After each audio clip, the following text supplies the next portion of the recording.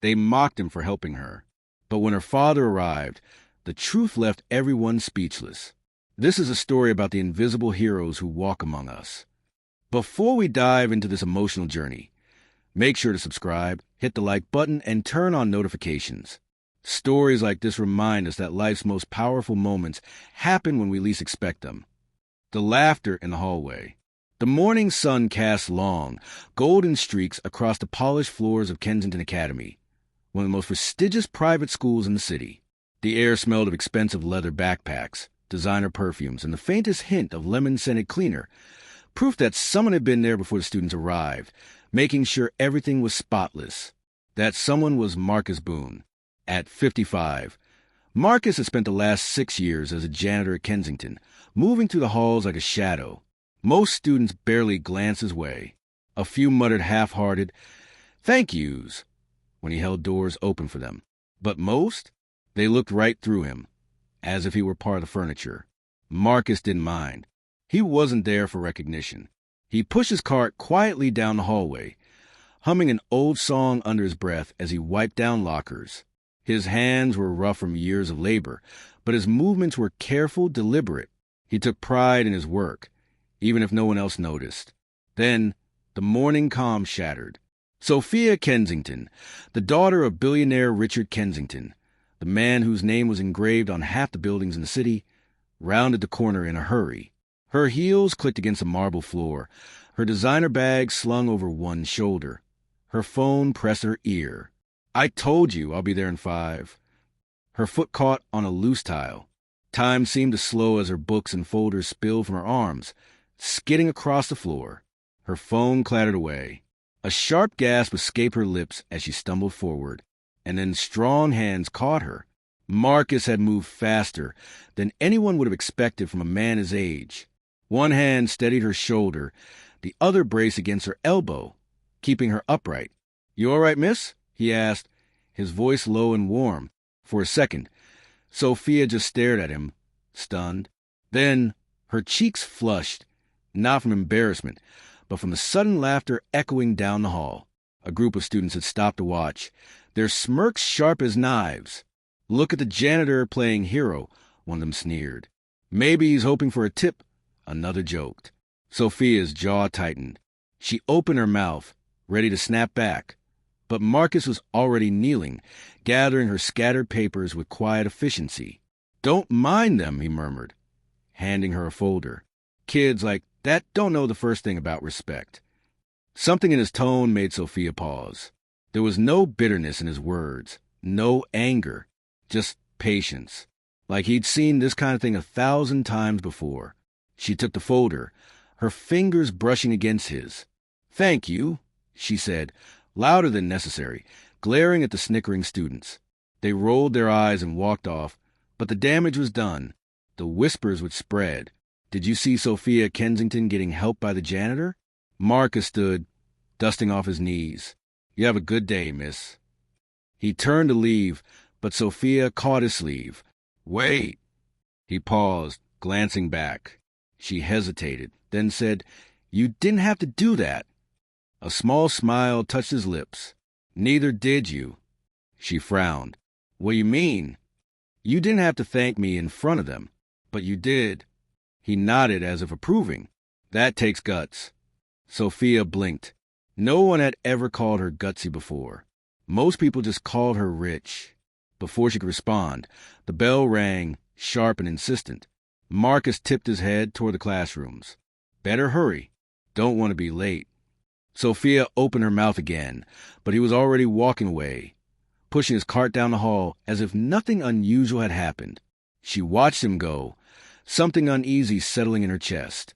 Then she spotted it. A small, faded photograph had slipped from Marcus's pocket when he bent down. It lay on the floor, half hidden beneath a locker. Sophia picked it up, and her breath caught. The photo showed a younger Marcus, his hair darker, his face less lined by time.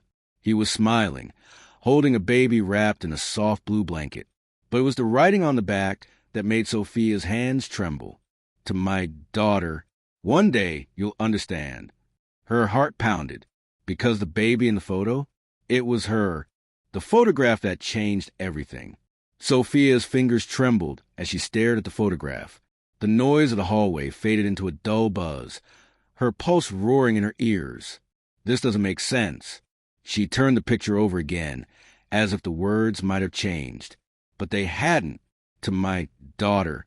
One day you'll understand. Her throat tightened. That was her father's handwriting, wasn't it? No. The curve of the letters was different. Softer, less rigid than Richard Kensington's sharp, precise script. A sudden laugh from down the hall snapped her back to reality.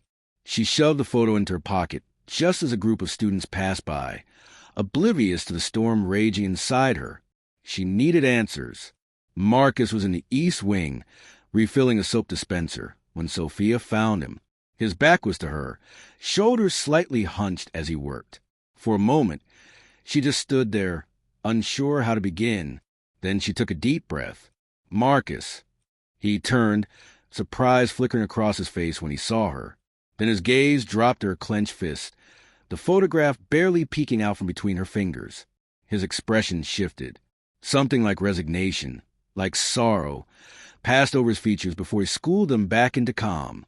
You dropped this, Sophia said, her voice steadier than she felt. Marcus wiped his hands on his uniform before reaching for it. Thank you. She didn't let go. Who is this? She demanded. A pause. Then quietly, you know who it is?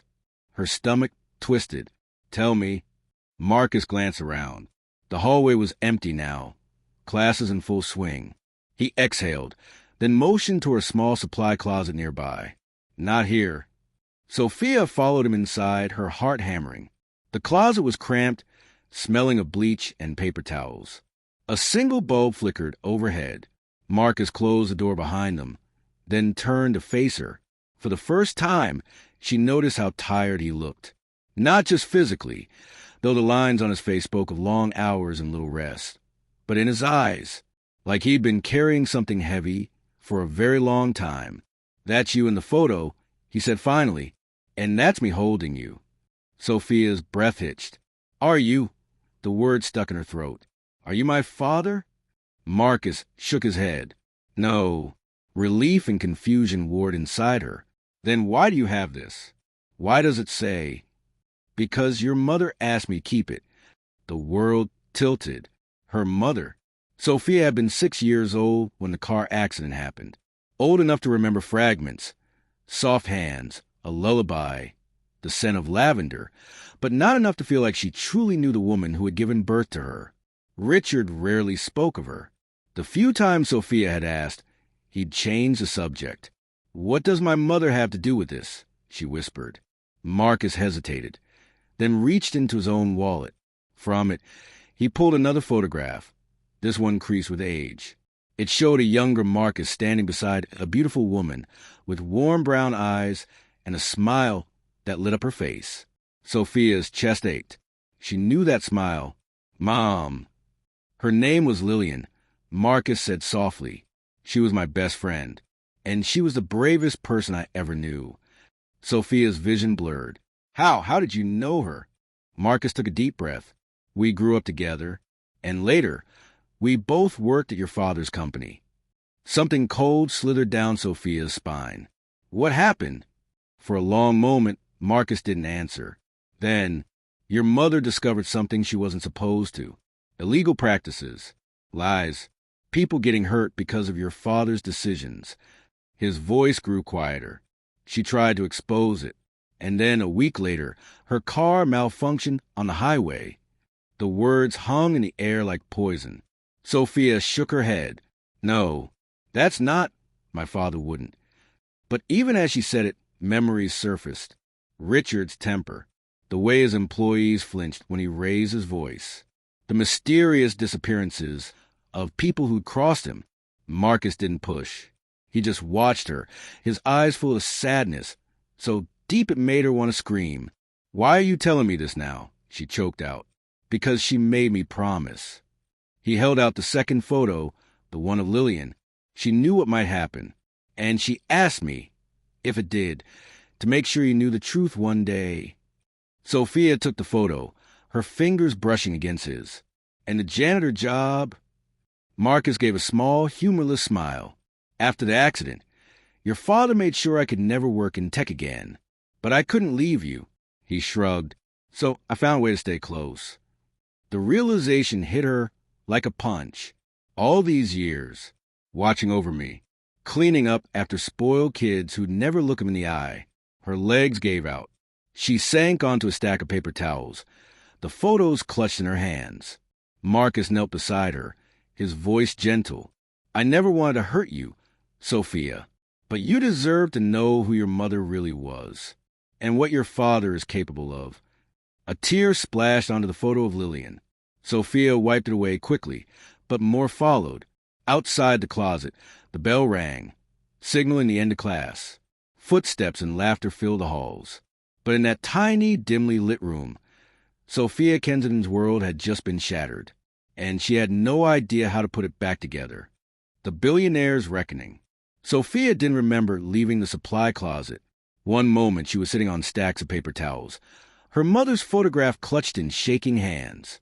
The next, she was striding down the hallway, her vision tunneling toward the administration office. Students parted before her, like she was a ghost. Some whispered. A few called her name. She didn't stop. Couldn't stop. The receptionist looked up as Sophia slammed both palms on the counter. I need to use the emergency contact line. Miss Kensington is everything. Now.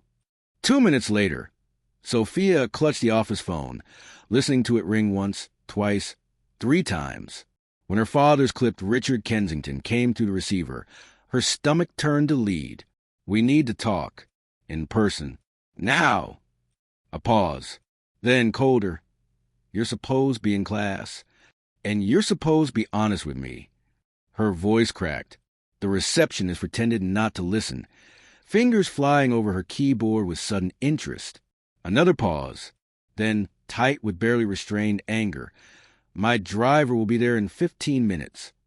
Sophia hung up without another word. The black town car idled at the curb exactly 14 minutes later. Sophia slid into the back seat, the photographs burning a hole in her pocket. The driver, a new one, she noted absently, didn't speak. Richard's penthouse loomed 20 minutes away. Sophia spent the ride staring out the window, watching raindrops streak across the glass like tears. The city blurred past, all gleaming steel and cold ambition, her father's kingdom. The elevator ride to the top floor took 37 seconds. Sophia counted. The doors opened directly into the penthouse foyer, where her father stood waiting in his signature navy suit, arms crossed. This had better be important. Sophia stepped forward and slapped the photographs onto the marble console table between them. Explain these. Richard's gaze flicked down. For a fraction of a second, something flickered in his eyes. Surprise? Fear? Before his expression hardened into its usual mask of controlled displeasure. Where did you get these? From the janitor, the one you fired from your company, the one who's been watching over me for years. Sophia's voice shook. The one who knew Mom. Richard's jaw tightened. He moved to the wet bar, pouring himself 2 fingers of whiskey with deliberate calm. Marcus Boone is a disgruntled former employee with a grudge. Is that why Mom died in a car accident a week after she tried to expose you? The glass froze halfway to Richard's lips. The silence that followed was so complete Sophia could hear the ice cubes cracking. When he spoke again, his voice was dangerously quiet. What exactly did that man tell you? The truth. Sophia's hands clenched at her sides. About the illegal practices. About how you... Enough. Richard set down his glass with a sharp click. Your mother was unstable. Sophia, prone to wild accusations. That accident was a tragedy, but it was just that, an accident. Sophia recoiled like she'd been struck. Unstable? The woman in the photograph, beaming at the camera with those kind eyes. That was unstable? You're lying. Richard's expression darkened. He stepped closer, looming over her. Be very careful with your next words. For the first time in her life, Sophia wasn't afraid of her father's anger. She met his gaze head-on. Did you kill her? The slap came fast, cracking across her cheek with enough force to snap her head sideways. Sophia staggered back, hand flying to her stinging face. Richard looked as shocked as she felt. His hand hovered in the air between them, fingers trembling slightly. Sophia's eyes burned, but she refused to cry. Not here, not in front of him. The intercom buzzed, shattering the moment. Richard turned away, stabbing the button. "What?" "Mr. Kensington, there's a—" The elevator doors opened behind them. Marcus stood there, breathing hard like he'd run all the way. His janitor's uniform was rumpled, his hair damp from the rain. His eyes locked onto Sophia's reddening cheek, then flashed to Richard.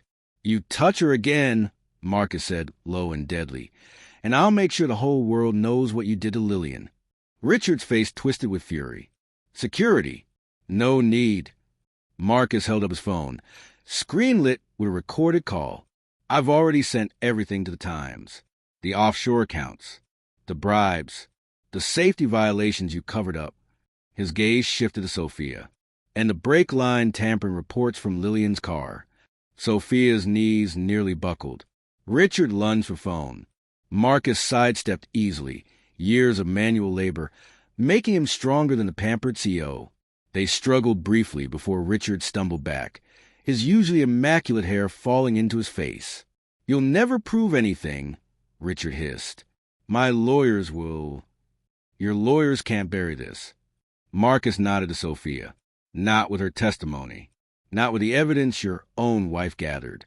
Sophia looked between them. The father who'd raised her and the man who'd risked everything to protect her. The choice should have been impossible. It wasn't. She reached into her pocket and pulled out her phone, thumb hovering over the screen. "I recorded everything, Dad, from the moment I walked in." Richard's face went pale. "You wouldn't." Sophia hit send. Somewhere in the city, a news editor's computer chimed with the arrival of the most explosive story of the decade.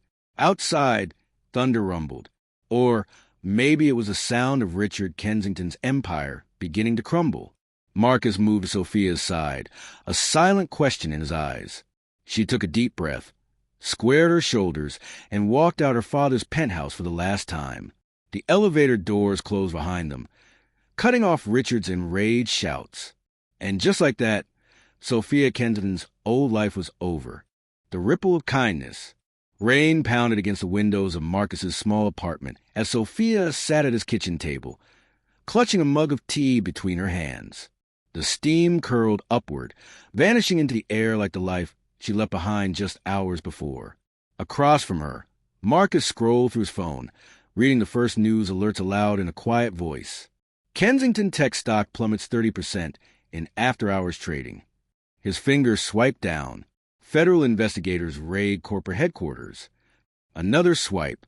Board of directors calls emergency meeting to discuss Richard Kensington's immediate removal as CEO. Sophia exhaled shakily. Part of her wanted to feel guilty. This was her father, after all. But the image of her mother's smiling face in that photograph kept pushing the guilt away. Marcus set the phone down. "You okay?" She shook her head. "Not even close." A knock at the door made them both jump. Marcus stood, peering through the peephole before opening it to reveal a soaked but determined reporter holding an umbrella. Naomi Chun from the Times, the same journalist Marcus had sent the evidence to. "I know this is terrible timing," Naomi said, rain dripping from her jacket, "but we need to move fast. Richard's already got his legal team spinning this as a conspiracy." Sophia, her gaze shifted past Marcus. "Your statement could make all the difference." Sophia stared into her tea. She'd spent her whole life being Richard Kensington's daughter. The thought of standing against him publicly made her stomach churn. But then she remembered the photograph. The way Marcus had looked at her mother, not with pity, but with pride. The kind of pride someone feels for a person who stands up for what's right, no matter the cost. She set down the mug. "Give me 5 minutes." The press conference happened at dawn outside the Times building, with Naomi moderating. Cameras flashed as Sophia stepped up to the microphones, Marcus hovering protectively just behind her. "My name is Sophia Kensington," she began, her voice steadier than she felt. "And everything Marcus Boone shared with you is true." She spoke for 12 minutes, about her mother's bravery, about the evidence she'd uncovered, about the years Marcus had spent watching over her when no one else would. When she described finding the photograph, several reporters lowered their cameras, listening in stunned silence. "My father built an empire," Sophia finished, "but he did it by breaking people. Today, I choose to stand with those he broke." As she stepped back, Marcus squeezed her shoulder. The gesture was small, but it steadied her more than any deep breath could have. Naomi fielded questions while they slipped away, but one reporter shouted after them, "Miss Kensington, what now?" Sophia didn't answer. Not then. But 3 months later, when the Kensington Foundation for Ethical Business Practices opened its doors in a modest downtown office, the answer became clear. The foundation's launch party was nothing like her father's galas. No crystal chandeliers, no champagne towers, just folding chairs, donated laptops, and a banner that read, "Change starts here," in bold blue letters. Her mother's favorite color. Marcus, now wearing a suit instead of a janitor's uniform, stood by the refreshments table, awkwardly adjusting his tie. Sophia smiled as she walked over. "Never thought I'd see you in a tie. Never thought I'd see you take down a billionaire," he countered, but his eyes were proud. Sophia's smile faded slightly. "He's still my father." Marcus nodded. "And you still did the right thing. That's what matters." Across the room, Naomi waved excitedly. "Sophia, come meet the whistleblowers from the factory case." As Sophia moved through the crowd, shaking hands with activists, survivors, people who'd risked everything to speak up, she realized something unexpected. She was happy. Not the performative happiness of charity galas and photo ops. Real happiness. The kind that came from building something meaningful with her own 2 hands.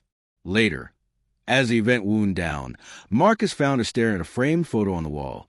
Her mother's picture, enlarged and displayed beside the foundation's mission statement. "She'd be proud of you," he said quietly. Sophia reached for his hand. "We both would have been proud to call you family." Marcus's eyes glistened, but before he could respond, Sophia's phone buzzed. A notification from the Times.